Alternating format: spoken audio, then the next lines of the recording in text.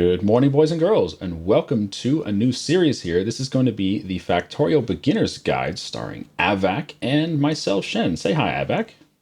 Hello, everyone. I'm not going to say hi, Aavak, because I'm talking Aw. to myself, and that's a bad way to start any series, even though it is usually what I do when I'm Let's Playing. Well, the plan for this is just to get people introduced to the game. If you've just got the game, which is coming out on Feb 25th, 2016, by the way, you want to learn how to get started, that's what this will help you do.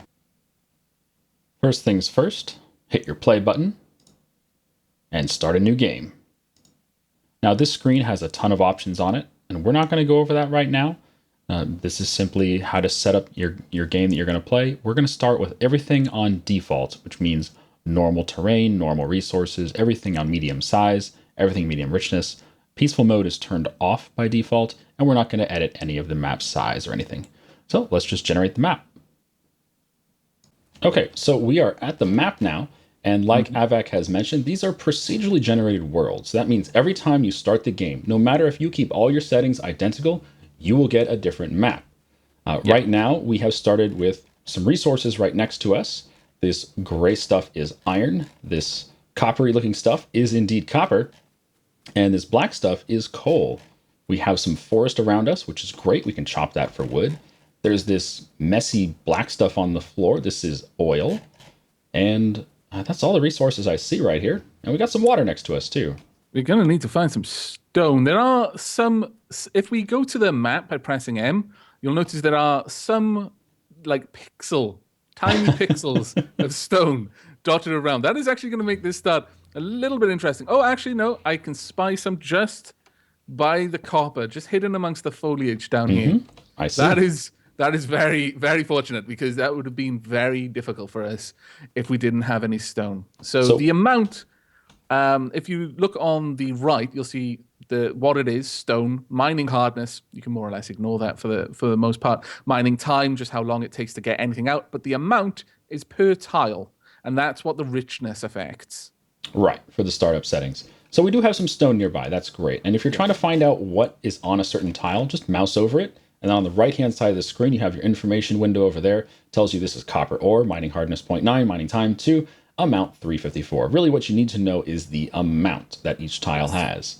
The more amount you have there, the longer your diggers or your mining equipment will be able to mine out the ore. And now resources do disappear. So we will be mining out all of this coal, all this iron, all this stone. It will all go away once we've used it all. The one thing that will not go away is oil. Oil's a little strange. What it says on oil yields 71%. This will go down to, I believe the minimum is it 10% or 1%? I think it's 1%. 1%. So the oil goes down to a trickle, but it never actually goes away. It's kind of a weird resource. So just keep that in your mind that the oil's never going to go away. Everything else will. So Aavak, how do we get started with this game? What do we do? Right. Well, we start off with some very, very basic components. We've got a stone furnace each. We've got a burning miner drill. Now, a burner miner drill runs off fossil fuels. You literally put fuel into it, it burns that locally and provides itself with the power it needs to do mining. You also have some iron plates. Now, what I would strongly recommend is the very first thing you ever do is you immediately build an iron pickaxe with some of your iron plates, because that is going to make everything else you do from this point on much easier. The next thing I like to do is start with coal mining myself. Okay. So as Aavak mentioned, if you want to see your inventory, this at the bottom of the screen is not your inventory. This is actually your tool belt. This is things that just think of it as a hot bar, easy to access items. Your inventory, you press E, and it brings up this giant box. And yes, you can carry a lot of things in this game. Although it may seem like a lot, you'll fill this up quickly most time you play. Your crafting window here is right next to the inventory. It's accessed with E, just like your inventory.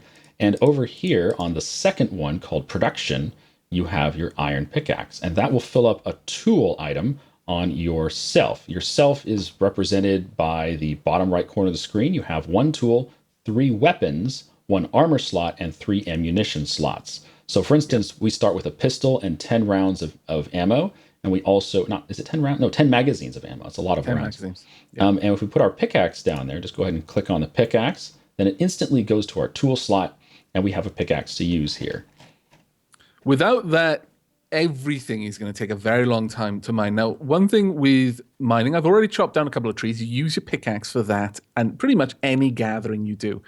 But you basically hold down right mouse button, and then you will progress through demolishing that item. However, if you stop midway, you notice the progression bar just above your toolbar, it will remember it to a certain degree, but you probably don't want to go and do something else because I think it will forget it once you've done that. So for example, I was halfway through mining that tree. If I start on this one, it's brand new. Start on that one, it's brand new. I think it actually remembers it for a few seconds or until you try to do something else. So if you, for some reason, forget to make a pickaxe and start mining some stone, don't stop until you've actually got some stone. Otherwise, you're going to have to start the whole thing again, and it's really slow.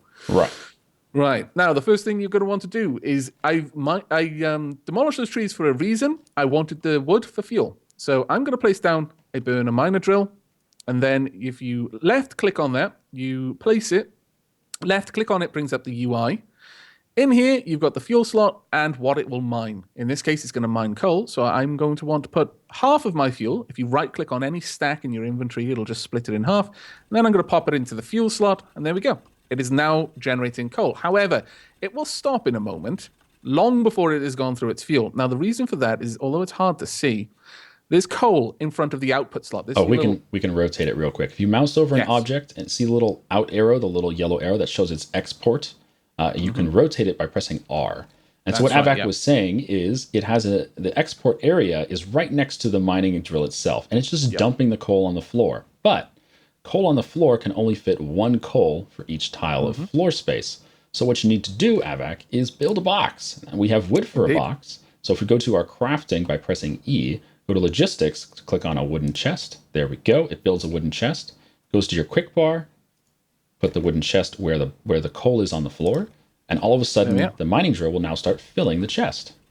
Now, just to let you know, there are, for example, I've had the UI turned on. I play this game a fair bit, and I tend to have the UI always on. But if you press the Alt key, it'll toggle between having the UI off, not the whole UI, but general helpful information from certain things, to have it on or off. When it's on, you can see the output of any facility and also what's in any chest. So that's how I could tell there was coal in the chest right from the onset. If you hover over it, it will also show that information on the right as well. As well, if you hover over the burner miner drill, it'll actually tell you how much coal in total it can mine from where it's at, which is 1.8 thousand units of coal. Sounds like a lot? Really isn't. Yeah, we'll go through that coal quickly. Okay, so I'm going to start by throwing down my drill over here on the iron supply, because we're going to need some iron sooner rather than later. Yeah. And it doesn't matter if you rotate an object before you set it down or after. You just press R to rotate, throw it down. Here we go. Now, the difference between mining iron, copper, and coal is coal doesn't really refine into anything else, not yet. Later on, it can turn into some things. But for now, coal is just coal. Iron, however, we want that to turn into iron plates like we have in our inventory. So to turn it into iron plates, we have to use these stone furnaces that we're supplied with and plunk it down there. So what's going to happen here is the output arrow of the mining drill is going to put its coal in, or not the coal, I'm sorry, it's going to put its iron ore into the stone furnace. That's right, yeah.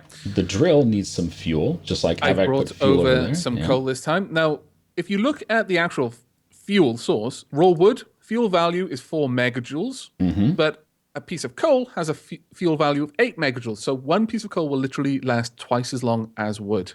Right. I'm going to split the stack and put some in there. No fuel outperforms any other fuel. They're exactly the same. The difference is how long they stay burning. Yeah. So one piece of coal will stay burning twice as long as a piece of wood. Yes. Right. Now, you'll notice there's no output arrow on the furnace, even though some ore is being put in there right now and it's changed on the UI to show that there's steel plate in there. There's not actually any steel plate. There's just the potential for steel plate. That's what this building will output. You could take the iron ore out if you wanted to. We don't in this case. I'm going to go ahead and put the remainder of my coal in there in the fuel slot. And then this is going to start stockpiling the iron. But as I said, there's no output slot. So it'll just sit in there. Eventually, its internal storage will fill up. I forget how many it can hold. I think it's a full stack. And I completely forget how much a full stack of iron is. Shen, do you remember?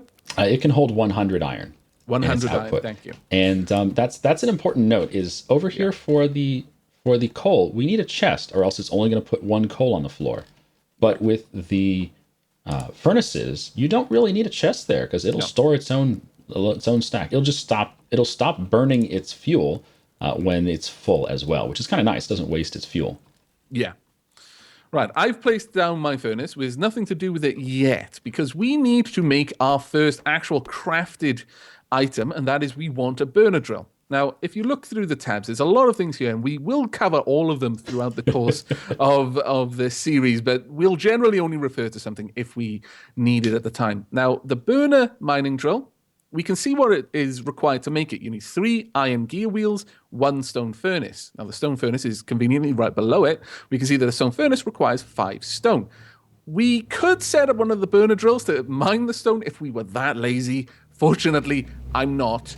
And stone is actually one of the fastest resources to gather. So we're just going to sit here and gather that up. You'll notice that as we're gathering, it's telling us 2 bits of information, plus 1 stone, and then in brackets, the total amount that you're holding onto right now. We are currently holding onto, or at least I am, 10 stone. So I stopped at that point. I can now make 2 of these furnaces, which I'm going to do. And if you want to make more than one, you can right click on the normally you'll left click to make one object in the crafting area. If you right click, you'll make 5. But in this case, I only have enough materials for 2, so it'll just make 2 by right clicking. You can shift right click as well, I believe, and that'll literally make as many as you have the materials to make. Now, we're going to take some of these. I think Aavak did mention it, but if you want to see what is being produced, as we put down more of these furnaces, you're going to see lots of different production items inside them. And as we put down chests all over the place, you'll see different items stored in the chests. If you want to see those in your game, Aavak did mention it, you press Alt. So Alt will make it turn off so you can see the pretty graphics, and Alt will turn it back on so you can see what is being stored or produced. Indeed. Now, you'll notice that on my screen, even though I don't have any iron gears yet, I can make the burner mining drill, but the iron gear in the info is shown in orange or yellow, depending on how that color will show on your screen. That means that I don't have that particular item, but I have the means to make it from my inventory items. So it would make it automatically. But if you look right down at the bottom, it says total raw. It tells me the total amount of crafting time involved, the total amount of raw resources, the very base gatherable resources that we can mine ourselves. In this case, 5 stone for the stone furnace, then 9 total iron plates to make the gears that would be required. It doesn't say raw iron because I can't smelt iron personally. I have to get that from a furnace. So in terms of the game, the basest kind of form that resource is the iron plate. I have to at least have refined it to that point before it'll be considered. And then you just click it and it'll make it for you. So to expound on that, the game includes a really neat ability to create all of the sub materials that you need to create the super thing you're trying to build. So in this case, we're trying to build an object that requires sub buildings. It requires a stone furnace, requires iron gear wheels. We don't have to make the stone furnace or the iron gear wheels first. It will do that automatically for us. It takes time. Exactly. It takes it extra time to build those for us, but it'll be done for us. We don't have to spend our time building the individual gears or the individual furnace if we don't want to. And like Aavak mentioned, not everything that can be created can be made in your pocket as you're walking around. Most things can, but not everything. Some things, like plates, for instance, have to be smelted. Yeah. And it's interesting that Shen calls it making it in your pocket, and that's generally what people will refer to. But he said, as you walk around, and that's a good point to make, is you are free to continue doing things. You can even continue mining whilst you're crafting. So if there's something that you need, and you need a lot of them, just queue up like 5 or however many you want, and then just carry on doing your business. The only thing that will prevent you from doing is crafting anything else. Because if you try to craft something else, for example, let me find, there's nothing really that easy for me to craft here to demonstrate. But if, for example, I queued up 10 stone furnaces, but then wanted to make a burner miner drill, that would be added to the end of my crafting queue. So it would still take the full 10 stone furnaces to be made before I could make the miner drill, even though I only need one of them to be able to make the mining drill itself. All right. So what have we done so far? We've dug up some coal. That's Yep, being dug automatically. We've fueled it with some wood. We're digging up some iron. We're turning that into iron plates automatically. And we're digging up indeed. some copper, and that's going to copper plates. What's the next thing that we need to do here? Well, we are going to need a fairly good source of stone early on because there's going to be a lot of burner powered structures, things that actually require a furnace as part of its construction. So I'm going to go ahead make two more burner miner drills. One of them I'm going to just put on the stone down here, right where Shen was just then. So if you press R before you place it down, or afterwards, you can rotate it. So there we are. If you press Q, for example, I've got this attached to my cursor. If you press Q, it just unattaches it and puts it back wherever it was, either in your inventory or in your hotbar. That's a useful thing to remember there. And for this, I think we'll just have a chest. There's no reason to have anything more fancy than a chest storing up the stone right now. Right. Early game stone is really only used for these furnaces and mining drills. Yep. And then in a little bit, let's say as soon as we get some enemies, then we're going to start thinking about using stone to build some walls, but that'll Yeah. come later. At that point, you do actually need to start processing the stone. You can't just make a dry stone wall. It wouldn't hold the enemies out for very long. You need Bricks. bricks, so baked bricks and that sort of thing. But the last thing I think we'll do in this episode, where we've just literally covered the initial setup, is a little trick, really, something that might help you along. And that is, if you take two mining drills on your coal supply, and you set them to face each other and put a little bit of fuel in one of them, then they will fuel each other because their output of coal is the other burner miner drill.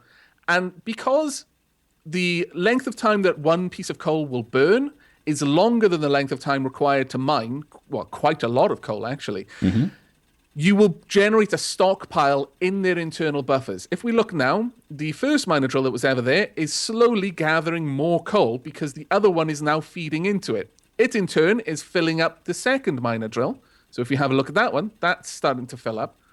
Now, that does mean it's not going to be dropping it into a chest, but they can hold, I think, 50 total coal in their output. So eventually, this will just be full of 50 pieces of coal. You can just come along and gather it as you would out of a chest. And it just automates the process for you. So you don't have to keep refueling the mining drill that is gathering your fuel. And again, if you're not seeing the arrows on your screen, this is the output arrow for the drills. If you're not seeing these, just press Alt. That's all you need to see. Indeed.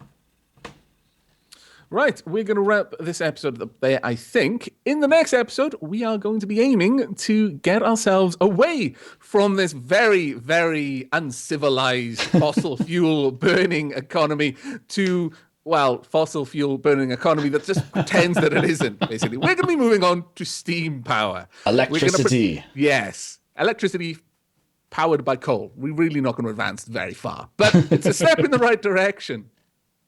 All right. So thanks for watching, everyone. Hope you enjoyed this little introduction into the Factorio Beginner's Guide here with Aavak and Shen. We'll see you next time. Have a good day. Take care, everyone.